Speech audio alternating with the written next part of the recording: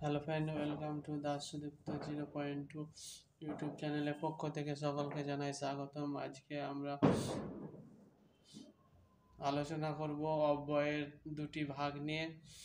অব্যয়ের 4টি ভাগের মধ্যে আজকে আমরা অব্যয়ের দুটি ভাগ নিয়ে আলোচনা করব।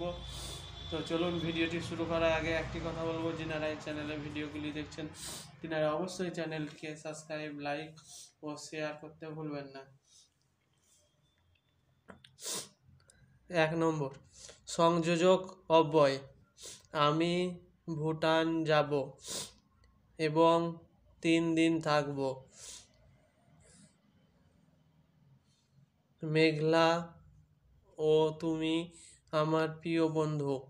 উপরে আমরা দেখতে পাচ্ছি প্রথম বাক্যের মধ্যে সংযোগ ঘটিয়েছে এবং আর দ্বিতীয় বাক্য মেঘনা ও তুমি এই দুটি পদের মধ্যে সংযোগ ঘটিয়েছে ও এইভাবে এবং ও পদ দুটো বাক্যের ভিন্ন অংশের মধ্যে সংযোগ ঘটায় বলে এদের সংযোজক বলে। যে পদ একাধিক বাক্য বা পদের মধ্যে সংযোগ ঘটায় তাদের সংযোজক ও অব্যয় পদ বলে। যে পদ একাধিক বাক্য বা পদের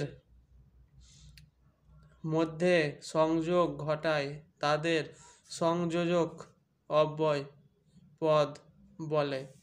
সংযোজক হলো ও, এবং, আর বা যদি।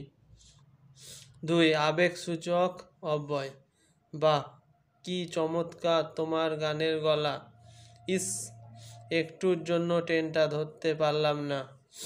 বাহ, ইস প্রভৃতি পদ দিয়ে আবেগ প্রকাশ করা হয়েছে, তাই বাংলা ভাষায় এদের আবেগসূচক অব্যয় পদ বলে। তো আজকের ভিডিওটা এই পর্যন্তই। ভিডিওটি ভালো লাগলে অবশ্যই চ্যানেলটিকে সাবস্ক্রাইব, লাইক ও শেয়ার করতে ভুলবেন না। দেখা হবে নেক্সট ভিডিও।